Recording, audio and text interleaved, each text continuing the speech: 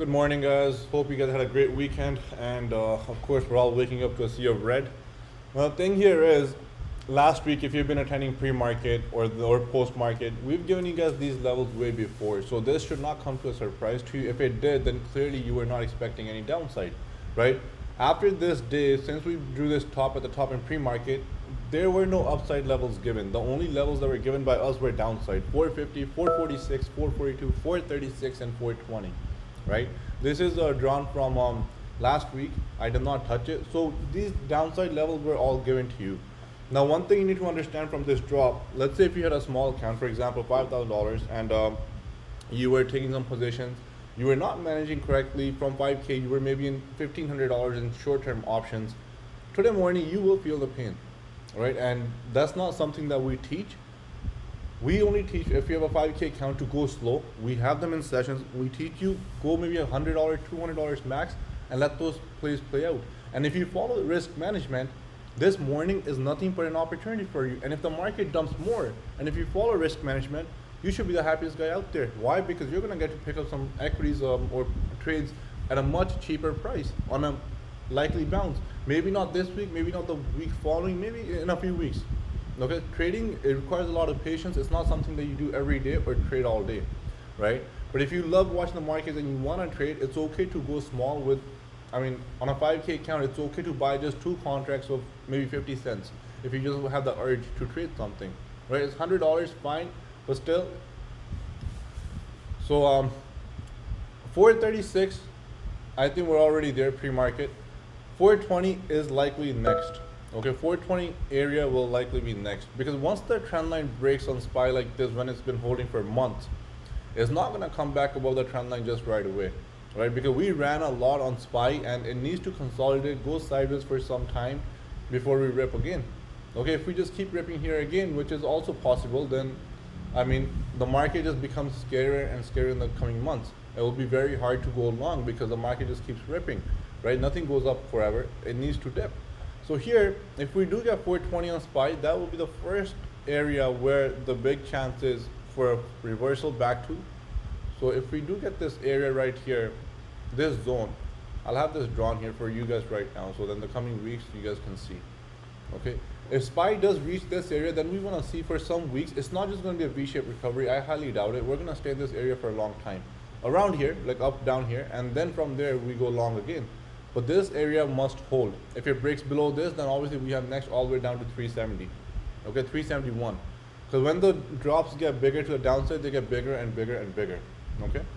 So for now, we might get short-term bounces here in this zone. We might even go sideways, then lower the next week. Let's see how it happens. And if we do rip up higher from here, maybe today is a dip buying opportunity right here. Right? Maybe this will be a dip buying opportunity. Just from here, we start going up. Who knows? But until these levels are not taken out, it's going to be very hard to play the market. So I'm not going to go over too many charts, but just psychologically, you guys need to know some things. Don't be in a rush to trade. Trade what you can afford to lose. Expect 0 on every position in this market. From experience, I can tell you right now. For your short-term options, it's up to you how you manage them. You can take the losses, or if you were on the put side, congrats, you'll make some good profits. Okay. Same with the tech, Q, same thing. Until 382.50 we go higher, otherwise we do have 375 and 370. Below is pre-market is much below, so let's draw some, let me give you guys some levels right here, right now. So 375, we're below it already, 370, and the next we have is, how do you guys right now? I'll just give you guys whole numbers. 360 and all the way to 350, okay? So we do have these levels to the downside first before the upside now. Upside is right here. 382.50. Personally, I'll wait for 382.50 and we go higher. On a dip around 360, 350, I will see what happens, and then maybe I'll go long tech again. But it all obviously depends on the market, what happens. Now we do have some big news out of China, which started lurking last week. Evergrande is the second largest property dealer in China, right? So it's huge. In the world, it's I think 122. So they own over 1,300 real estate projects. 2,800 across China. Now this company, what's happening here is they owe $300 billion in debt. That's, obviously not a small amount, $300 billion in debt. And if they default, that basically causes panic and fear in the market. Now, what's going to happen, and because it's such a big company, When this happens, when they default on their debt, those companies or people that they owe money to, they probably owe money to others, right? It's like a ripple effect, and then so on and so on. So it's not just them who are going to default.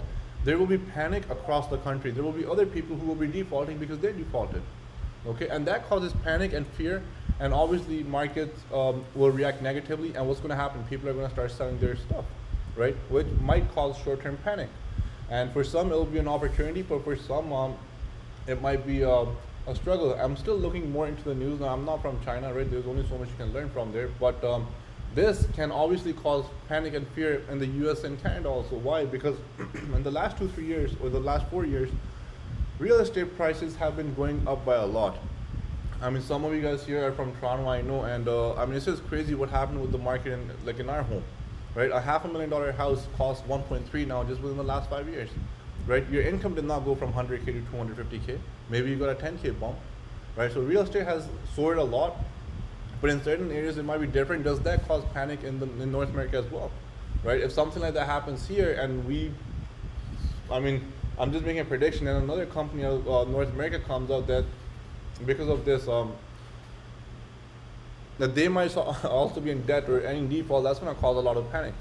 So just keep an eye out on these news. It's always good to think outside the box, right? Something that you can make up on. But for now, today the only thing we'll say is just relax, chill. On individual names, for me to give levels will not make any sense right now because Amazon's trading right here as support. Personally, looking at the chart, this will be a dip buy for me, right? But I'm not gonna ask you guys to buy. I will ask you guys to just chill, just see what the market does. And if you're gonna play very small, very small. Like, don't go in with your regular size positions. And if you have a 10K cash account, usually you buy $500 worth of positions. Today, you might just want to go with 150 maybe. Trust me. Smaller the position size in this market, if you're on the wrong side, you will not feel the pain. You will be fine. On confirmed levels, when we have some positive news in the market, things are back to normal, then we can maybe go full size.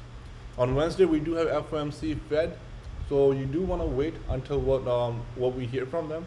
If there is no taper, nothing like that, and if he says not for another 1 year, maybe in 2023, something like this, the market will probably rip back faster again, and then we might close the month strong. Who knows?